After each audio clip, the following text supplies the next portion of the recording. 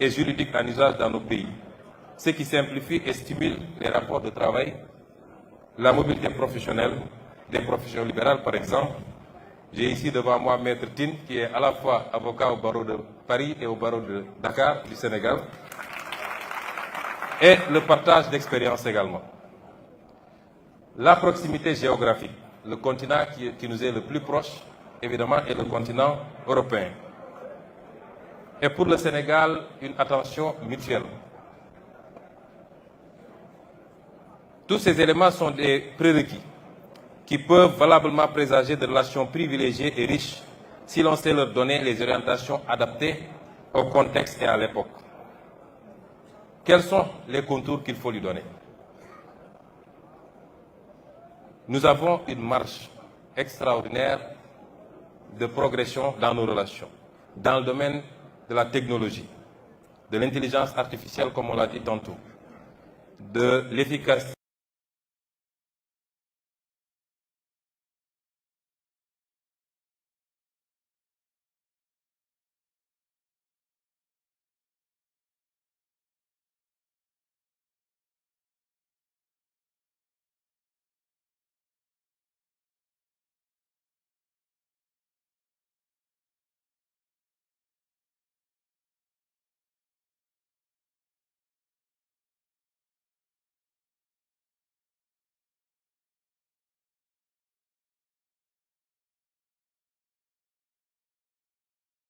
d'immigration et de bonne gouvernance, que je vais traiter un peu. Parce que la malgouvernance et la pauvreté sont le lit de ces tentatives morbides d'exode codifiées sous l'appellation d'immigration clandestine par le peu de perspectives qu'elles offrent aux populations africaines. J'ai dit une fois qu'en réalité, l'immigration est un phénomène naturel aussi vieux que le monde. Elle peut être justifiée par deux raisons. Simplement parce que, premièrement, les gens ne trouvent plus à s'épanouir là où ils sont installés. Ou deuxièmement, que d'autres sont venus prélever leurs richesses et ils suivent le même chemin que leurs richesses.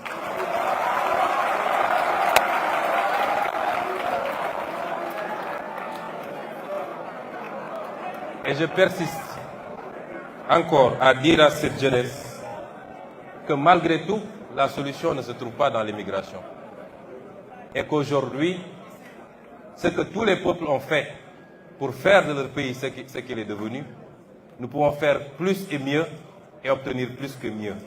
Notre challenge se trouve ici, en Afrique. La question monétaire, qui est une question qui nous semble fondamentale. Parce que, M. Mélenchon, nous avons, comme je l'ai dit, un pays à transformer. Et cette extraordinaire jeunesse que vous voyez, et c'est pourquoi le plus difficile, ce n'est pas d'avoir un programme avec des axes que nous ferons ceci dans l'agriculture, ceci dans l'industrie, ceci dans la fourniture des biens et services de première nécessité. Le plus difficile, c'est d'aller chercher les moyens là où ils sont.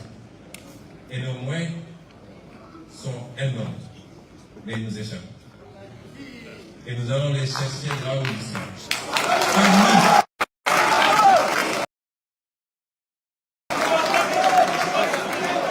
Et sur ce chapitre, je voudrais dire que la monnaie, tout autant que l'impôt, est un puissant levier économique et un instrument de souveraineté. On a tantôt parlé de souveraineté.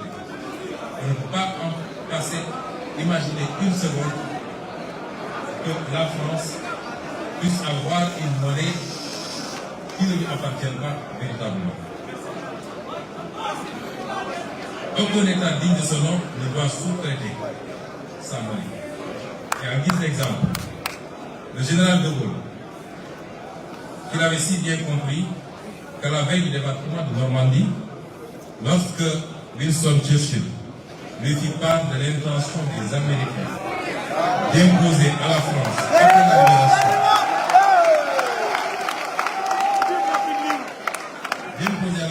après la libération, une nouvelle administration l'administration une monnaie appelée billet drapeau, le général piqua une colère noire. Vous connaissiez ces colères. Allez, faites la guerre avec votre fausse monnaie rétroactive. Ce billet ne circulera que peu de temps en Normandie, notamment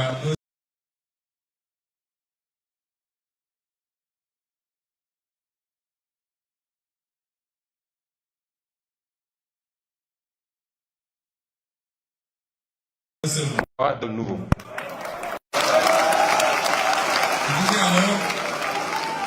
Je disais alors que nous optons sans équivoque pour une sortie prudente de ce système exemple, car les banques centrales ayant peur de toute initiative de change pour maintenir ce taux de réserve compriment nos économies et réduisent l'activité interne par une limitation des émissions monétaires. Ce que nous proposons, c'est de restituer à la monnaie ses fonctions d'écoute et de financement de l'économie par la formulation de l'offre des productions à l'exportation et à la consommation intérieure, l'appui aux politiques industrielles, et j'en passe, et j'en passe.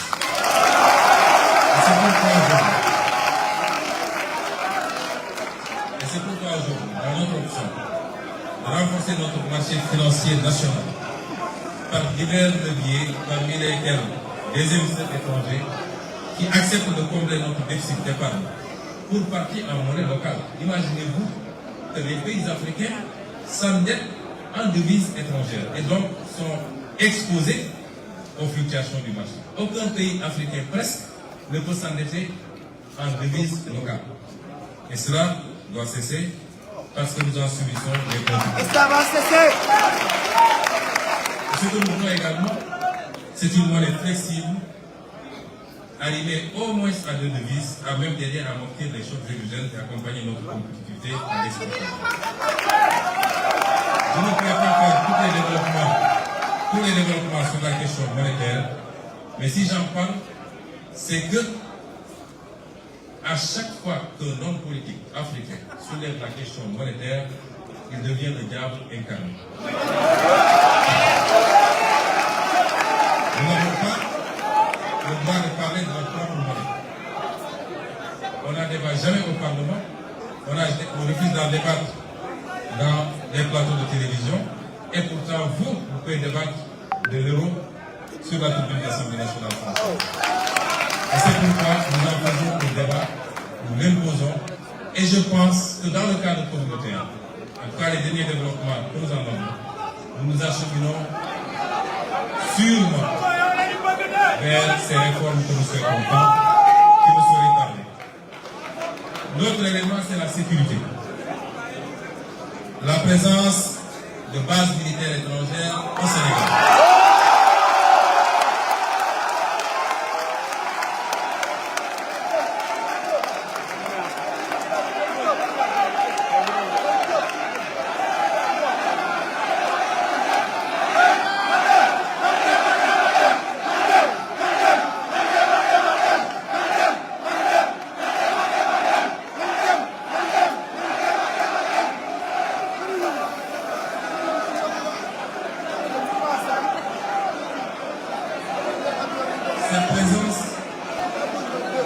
Cette présence de base militaire suscite des interrogations légitimes.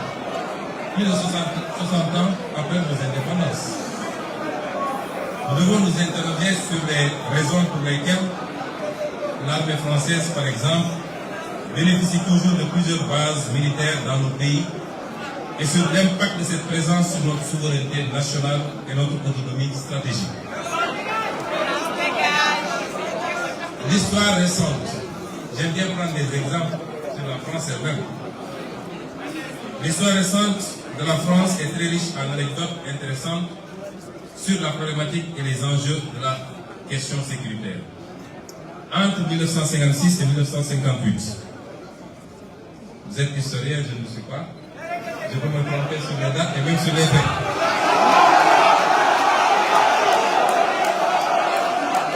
Mais entre 1956 et 1958,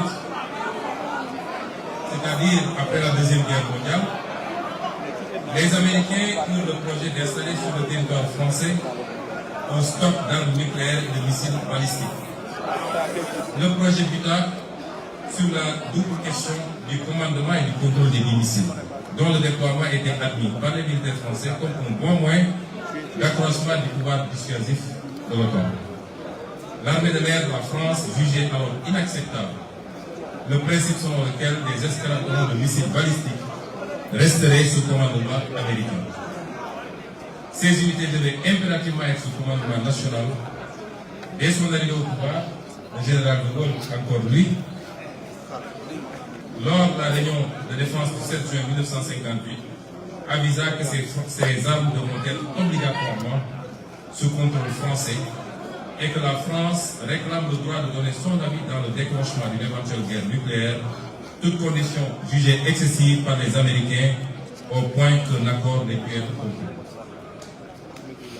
Deuxième exemple, en mai 1966, le général de Gaulle engagea la France à se retirer du commandement intégré de l'OTAN, qui disposait alors d'une dizaine de bases militaires en France. Et la conséquence, nous la savons. Et justifia cette décision par la volonté de la France de disposer d'elle-même, volonté qui est incompatible avec une organisation de défense dans laquelle elle est subordonnée.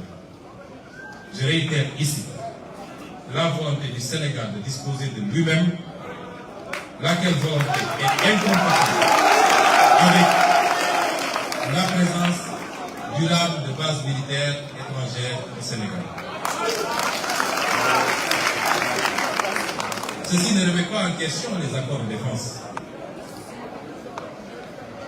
Nous entretenons les accords de défense avec beaucoup de pays, les États-Unis, la Grande-Bretagne, la Chine même, beaucoup de pays. On peut avoir des accords de défense sans que cela ne justifie que le tiers de la région de Dakar soit occupé aujourd'hui par des garnisons étrangères.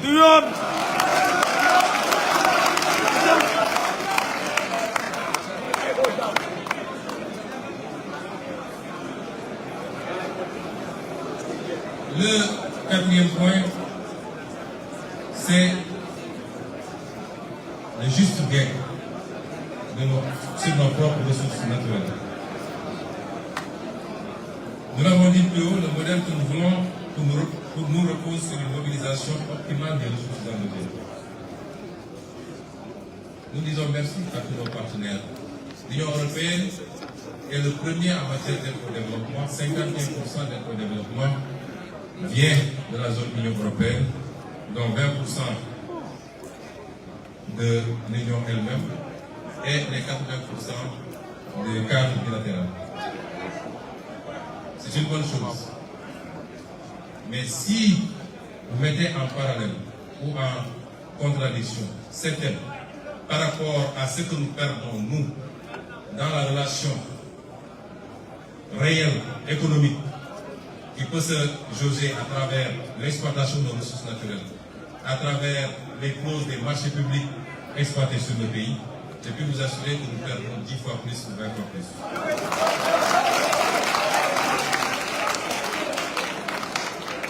Et c'est pourquoi nos partenaires doivent comprendre que c'est là la seule issue. Dans la délicate et tenace question du chômage de masse, c'est que nos pays s'organisent, en plus de la mobilisation des ressources fiscales et des droits de porte, en plus de la question monétaire qui doit nous permettre de pouvoir avoir une monnaie adaptée à nos réalités économiques, en plus du travail qu'il faut faire sur la réduction du train de vie de l'État et la lutte contre la corruption qui nous fait perdre énormément, c'est aussi la renégociation de toutes les conventions qui ont été signées et qui aujourd'hui, aussi bien au niveau des clauses juridiques, des clauses financières que des clauses techniques, sont au détriment de notre peuple. Je peux dire ici, et vous ne le saviez pas, on nous a promis que le gaz commencera à être exploité cette année. Vous connaissez l'impact que peut avoir cette richesse sur un peuple. Vous allez dans des pays comme le Qatar qui, 30 ou 40 ans en arrière, on y a enregistré que les tentes dans le désert. Vous voyez ce que c'est devenu avec une bonne utilisation de notre gaz naturel. Mais si nous ne prenons pas nos responsabilités, je peux assurer les Sénégalais que dans les 15 ou 20 ans à venir, le Sénégal ne gagnera pas un copec de son gaz. C'est inadmissible. Et c'est pourquoi nos partenaires, s'ils sont vraiment des partenaires, doivent encourager, accompagner ce processus de rééquilibrage du gain que chacun doit avoir dans la gestion de cette population. Oui, nous acceptons qu'un investisseur qui a pris des risques, qui a investi, doit gagner et avoir beaucoup sur l'investissement. Mais non, nous n'acceptons pas qu'il gagne tout et que nous gagnons presque rien. Ça, ce n'est plus l'affaire de 2020.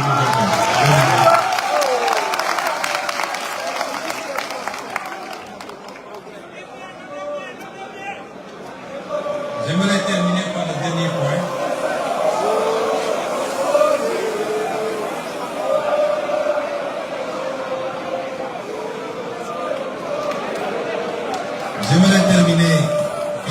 point.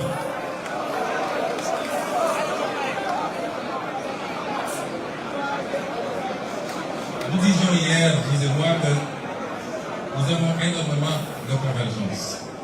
Et je suis sûr que vous vous retrouvez dans tout ce que j'ai dit jusqu'à présent. Je suis moins sûr que vous allez vous retrouver dans ce que je vais dire maintenant. Mais on ne peut pas avoir une convergence parfaite, ça n'existe pas. Même entre nous, Sénégalais, entre nous, en cadre de notre parti, le PASTEF, nous n'avons pas une convergence parfaite. Et j'aimerais terminer sur le point qui relève beaucoup plus des aspects culturels, sur lesquels les échanges doivent être plus longs du moins. Sur l'aspect culturel, qui relève souvent de la foi et qui déclenche beaucoup de passion. Chaque peuple doit se donner les moyens de respecter les autres peuples dans leurs croyances et leurs convictions.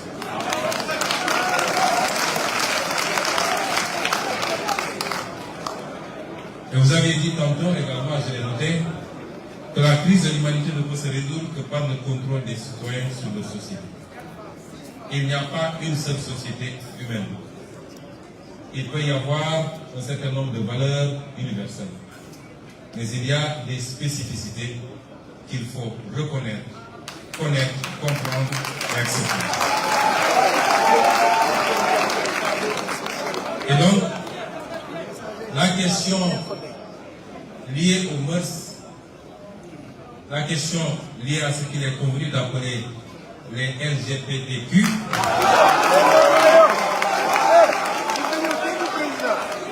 risque d'être le prochain casus belli entre le monde occidental et le reste du globe terrestre si elle continue à être posée de cette façon. Cette question subitement érigée en débat prioritaire au sein des opinions occidentales que nous respectons quand ça relève de leur réalité.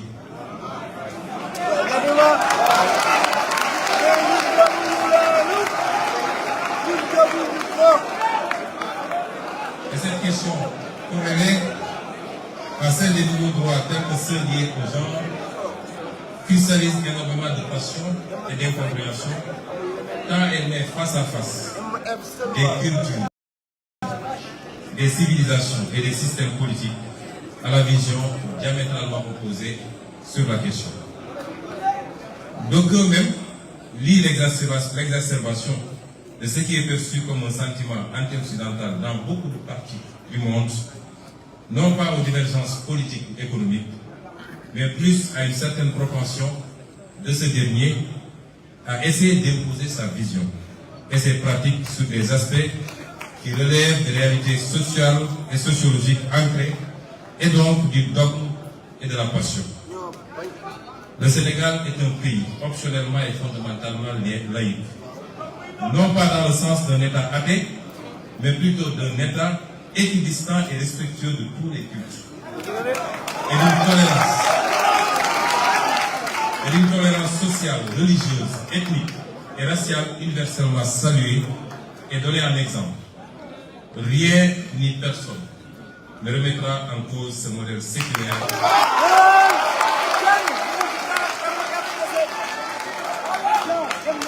qui précède même l'avènement de l'État sénégalais moderne. Cependant, même si nous partageons une ossature universelle de la laïcité, chaque société l'adapte à son contexte et à ses réalités socioculturelles. Celle du Sénégal, je viens de rappeler, n'est pas faite de séparation rigide de l'État et de la religion, mais d'une complémentarité contenue faisant de l'État un acteur assumé du fait religieux qu'il encadre et finance même, et des religieux, des régulateurs sociaux indispensables à l'apaisement et à la stabilisation de la vie politique et sociale. Ceci est rendu possible et même indispensable par la texture socioculturelle du peuple sénégalais, au sein duquel le spirituel occupe une place importante, chrétiens, musulmans, adeptes des religions traditionnelles confondues.